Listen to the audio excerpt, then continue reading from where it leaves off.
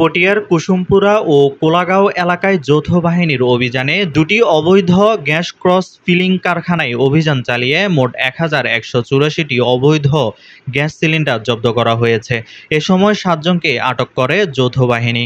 রবিবার রাত ১২টার দিকে পটিয়া উপজেলার কুসুমপুরা ইউনিয়নের আব্দুল লতিফ সওদাগরের বাড়ি এবং কোলাগাঁও ইউনিয়নের চাপড়া এলাকায় এই অভিযান পরিচালনা করে পুলিশ ও যৌথ বাহিনী।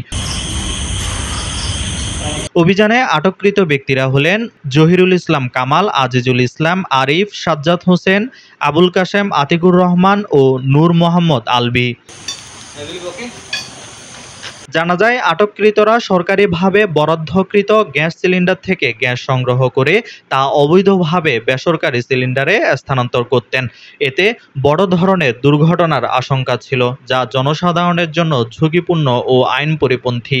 এ বিষয়ে পটিয়া থানার সেকেন্ড অফিসার আসাদ জানান, গোপন সংবাদের ভিত্তিতে দুইটি কারখানা থেকে ১,১৮৪টি ভরা ও খালি সিলিন্ডার জব্দ করা হয়।